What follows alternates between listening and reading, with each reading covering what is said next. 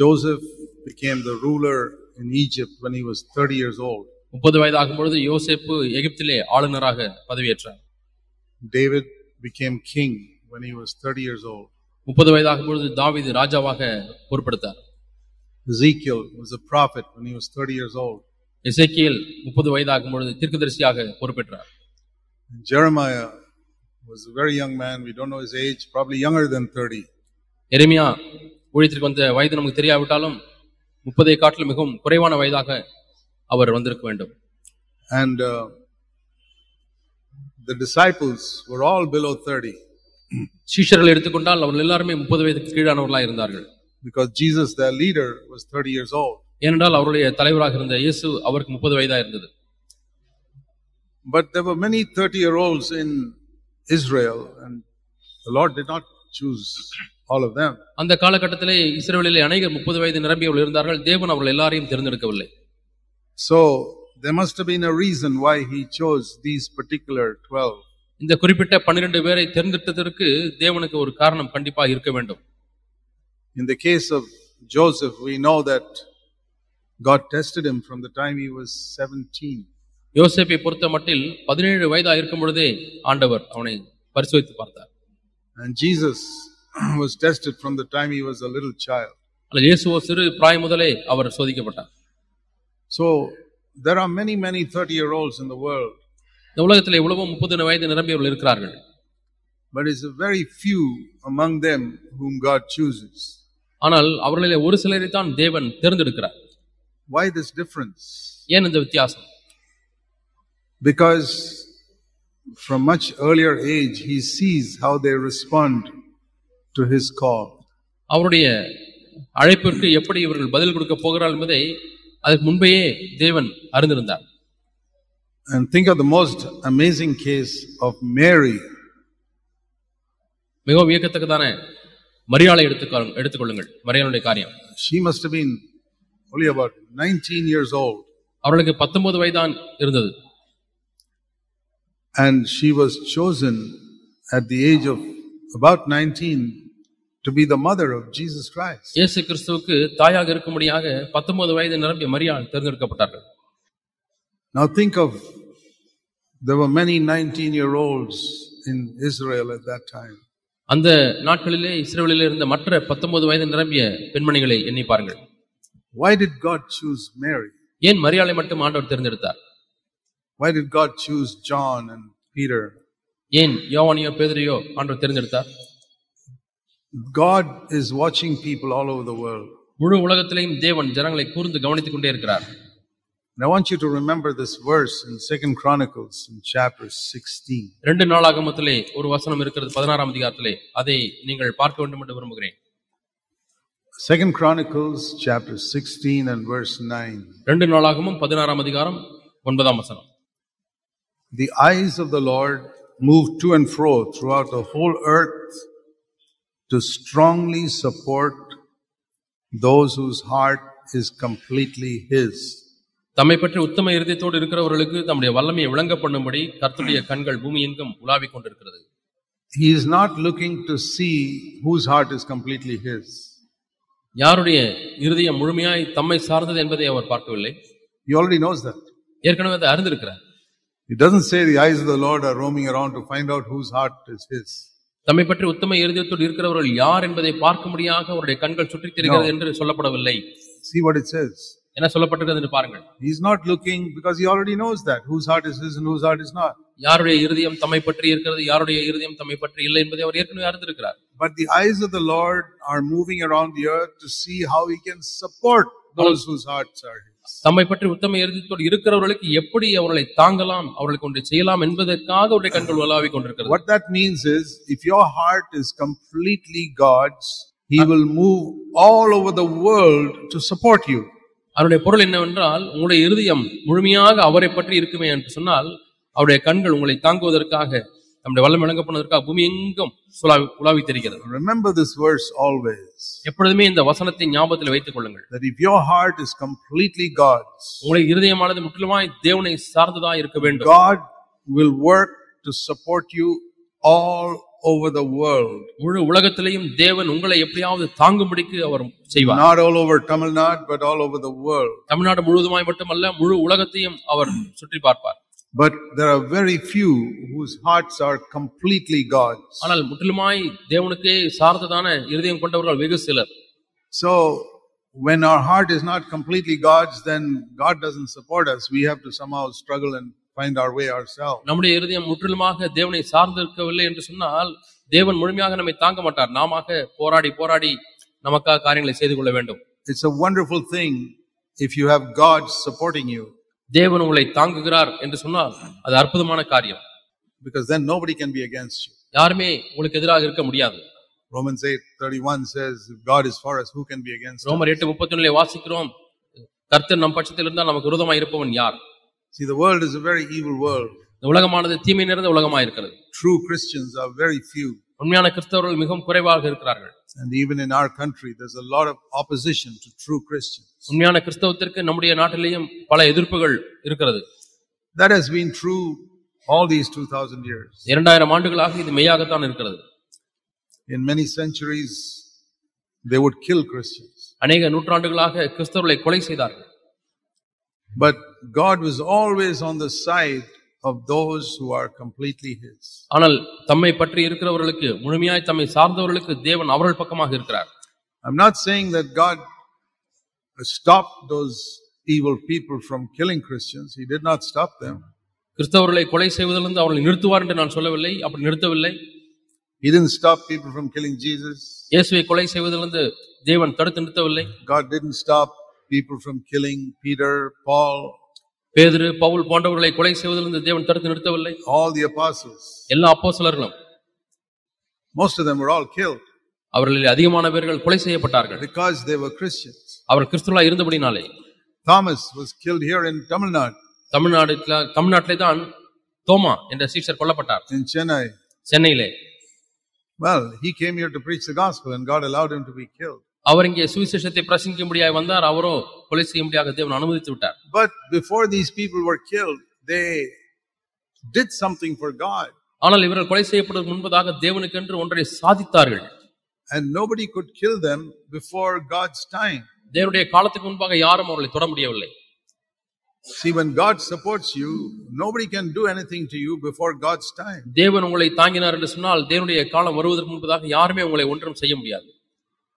We read about Jesus that once they took him to the top of a cliff to throw him down. இயேசுவை ஒரு முறை ஒரு மலையின் உச்சிக்கு கொண்டு சென்று அங்கிருந்து அவரை கீழாக தள்ளலாம் என்று கொண்டு சென்றார்கள். Do you know that story? Luke chapter 4. உங்களுக்கு அந்த சம்பவம் தெரியுமா? லூக்கா 4ஆம் அதிகாரத்தில் இருக்கிறது. It is one indication of how God supports those whose hearts are his.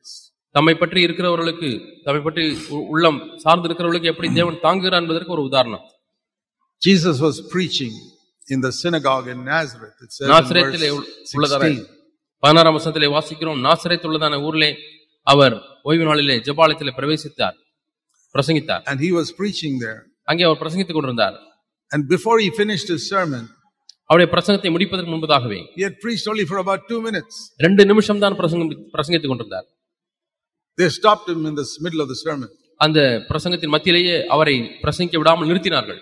When he started verse 22, they were saying, "Oh, what gracious words are falling from his mouth." அவர் பிரசங்கத்தை ஆரம்பித்த பொழுது அவர்கள் என்ன சொன்னார்கள் தெரியுமா? 22ஆம் வசனத்தை பாருங்கள். எல்லாரும் அவருக்கு நற்சாட்சி கொடுத்து அவருடைய வாயிலிருந்து புறப்பட்ட கிருபையுள்ள வார்த்தைகளை குறித்து ஆச்சரியப்பட்டார்கள்.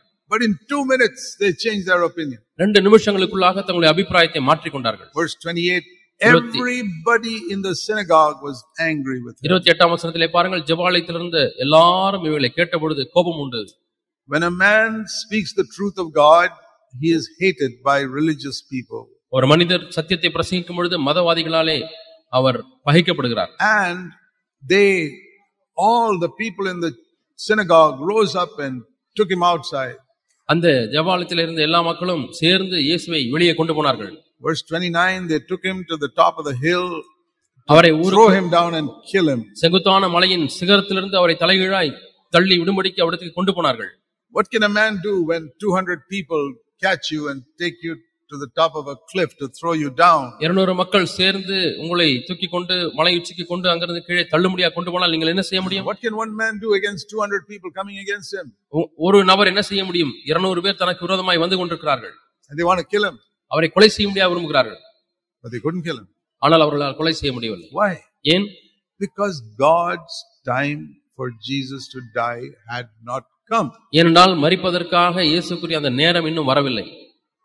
God sent him to die on the cross. சிலுவையிலே மரிக்கும்படியாகத்தான் தேவன் இயேசுவை அனுப்பினார். So anybody tries to kill him before that, they cannot succeed. அதற்கு முன்பதாக அவரை கொலை செய்ய வேண்டும் என்று விரும்பினவர்கள் அவர்கள் ஜெயிக்க முடியாது. So how did God save him? எப்படி தேவன் பாதுகாத்தார்? It says, verse 30, he just passed through their midst and went his way. 30ஆம் வசனத்திலே பாருங்கள், அவரோ அவர் நடுவில் நின்று கடந்து போய் விட்டார். Can you imagine 200 people catching one man and he quietly walks away from them? 200 பேர் ஒரு மனிதனை பிடித்து கொலை செய்ய முடியாது கொண்டு போகிறார்கள். ஆனால் அவர்களுக்கு மத்தியிலே இவர் அப்படியே தனியாக நடந்து போய் விட்டார். கற்பனை செய்ய முடியுமா? Have you ever thought of how did that happen? இது எப்படி நடந்தது என்று எப்பொழுதாவது கற்பனை செய்ய முடிந்து கற்பனை செய்தீர்களா? It doesn't say God lifted him up and took him away. தேவன் அங்கிருந்து இயேசுவை அப்படியே தூக்கி கொண்டு போய் விட்டார் என்று சொல்லவில்லை. It doesn't say any angels came there. தூதர்கள் அங்கே வந்தார்கள் என்று சொல்லவில்லை. I thought about it. நான் இதை குறித்து சிந்தித்தேன். How can one man escape 200 people? இந்த ஒரு மனிதர் 200 பேருக்கு தப்பித்து எப்படி செல்ல முடியும்? So this is what I understood. நான் இப்படி தான் விளங்கிக் கொண்டேன். God sometimes allows people to have an argument among themselves. தங்களை குறித்து வாக்குவாதம் பண்ணுவதற்கு தேவன் சில சமயத்தில் அனுமதிக்கிறார். So I feel that these 200 people had a little argument among themselves. இந்த 200 பேருக்குள்ளாக ஏதோ தங்களை குறித்து வாக்குவாதம் எழும்பி இருந்திருக்கும். Shall we throw him down from here or here or here or here? இவரை இங்கே இருந்து கீழே தள்ளலாம் என்ற ஒரு கூட்டம், அங்கே இருந்து தான் தள்ள வேண்டும் என்ற ஒரு கூட்டம், இங்கே இருந்து தான் தள்ள வேண்டும் என்று அவர்களுக்குள்ளே வாக்குவாதம். So they're all arguing. No, it must be from here. இல்ல இங்க இருந்து தான் தள்ள வேண்டும் என்ற ஒரு கூட்டம். Here he may not die. இங்கே தள்ளினால் சாக மாட்டார், இங்க இருந்து தான் தள்ள வேண்டும் என்ற இன்னொரு கூட்டம். So all these people are arguing, and while they are arguing, Jesus is quietly walking away. இப்படி எல்லாரும் காரசாரமாக வாக்குவாதம் பண்ணும்போது இயேசு தனியாக நடந்து போய் விட்டார். So finally they decide this cliff. கடைசியாக இந்த மலை உச்சியில் தான் தள்ள வேண்டும் என்று தீர்மானித்தார்கள். They look around and Jesus is not there. தேடி பார்த்தால் இயேசு அங்கே இல்லை. What all God can do for you? தேவன் நமக்காக தம்முடைய பிள்ளைகளுக்கு என்னவெல்லாம் செய்ய முடியும்? What he can do for you when people try to harm you? உங்களுக்கு தீமை செய்ய மக்கள் முயற்சிக்கும் பொழுது தேவன் உங்களுக்கு என்னவெல்லாம் செய்ய முடியும்? You know, Herod tried to kill Jesus when he was a helpless baby. உதவியற்ற ஒரு குழந்தையை போல இயேசு இருந்த பொழுது ஏரோது கொலை செய்ய முடிய விரும்பினார். So many soldiers. அநேக படைவீரர்கள். But before the soldiers came, God told Joseph to take Mary or take Jesus away. படைவீரர்கள் எல்லாம் வந்து கொலை செய்வதற்கு முன்பதாக யோசேப்பை பார்த்து ஆண்டவர் சொன்னார், இந்த குழந்தையை கூட்டிக் கொண்டு நீ போய் விடு. I have experienced things like that in my life. என்னுடைய வாழ்க்கையில் இது போன்ற அனுபவங்களை அனுபவித்திருக்கிறேன். When you honor God, நீங்கள் தேவனை கனம் பண்ணும் பொழுது there are so many things God will do. தேவன் பல காரியங்கள் உங்களுக்கு என்று செய்வார். To support you. உங்களை தாங்க முடியாது. And they will not be able to touch you. அவர்களால் உங்களை தொட முடியாது. So the best way to live on this earth is with your heart completely belonging to God. ஆகவே இந்த பூமியிலே வாழக்கூடிய சிறந்த வாழ்க்கை எது தெரியுமா? முற்றிலுமாக நம்முடைய இருதயம் தேவனை சார்ந்ததா இருக்க வேண்டும். Because then God will look all over to support. How can I support him? How can I support her? அப்பொழுது தேவன் எப்படி இந்த மனிதனை தாங்க முடியும், இவன் எப்படி தாங்க முடியும் என்று சொல்லி அவருடைய கண்கள் பூமி எங்கும் உலாவும். And that applies to sisters too. சகோதரிகளுக்கும் அது பொருந்தும். See, when God looked around for one young girl who could be the mother of Jesus. இயேசுவுக்கு தாயாக இருக்க வேண்டும் என்று தேவன் தேடி பார்த்த பொழுது, ஒரு வாலிபருக்குள்ளே தேடி பார்த்த பொழுது, supposing God were looking here in Tamil Nadu for a 19-year-old girl who can be the mother of Jesus. ஒருவேளை தமிழ்நாட்டில் ஆண்டவர் தேடுகிறார் என்று வைத்துக்கொள்வோம். இங்கே இயேசுவுக்கு தாயாக இருக்கக்கூடிய ஒரு 19 வயது சகோதரி யார் என்று தேடிக்கொண்டிருந்தால், would he select you? உங்களை அவர் தேர்ந்தெடுப்பாரா? Do you think if Mary was a worldly type of girl, always dressing up like the film stars, God would have chosen her? மரியாள் வாழ்ந்த பொழுது 19 வயதாக இருந்த பொழுது ஒரு சினிமா நட்சத்திரத்தை போல ஆபாசமாக உடை அணிந்து அல்லது நவநாகரிக உடை அணிந்து அப்படி இருந்திருப்பார்களா? Or if she was fooling around with the boys, you think God would have chosen Mary? அல்லது ஆண்களோடு கூட ஜோக் அடித்துக் கொண்டு எள்ளி நகையாடி பேசிக்கொண்டு அப்படி இருந்திருப்பார்களா? No. இல்லை. And if she was not a serious disciple, if she was not God-fearing, God would not have chosen her. அவர்கள் தேவனுக்கு பயந்தவர்களாய் ஒரு சிறிய சிஷ்யாய் இல்லாதிருந்தால் தேவன் தேர்ந்தெடுத்திருக்க மாட்டார். She was a very humble, God-fearing, simple girl. மிகவும் தாழ்மையான எளிமையான ஒரு பெண்மணியாய் இருந்தார். And who would choose a God-fearing, simple girl to marry? தேவனுக்கு பயப்படக்கூடிய எளிமையான ஒரு பெண்ணை திருமணம் செய்வதற்கு யார் முன் வருவார்கள்? Most people will want some stylish type of girl. அநேக ஆண்களுக்கு பையன்மார்களுக்கு ஸ்டைலா இருக்கக்கூடிய பெண் தான் வேண்டும். But there was a young man called Joseph who said, I want a simple God-fearing girl to be my wife. யோசேப்பு என்ற ஒரு தேவ மனிதன் இருந்தார். அவர் என்ன சொன்னார்?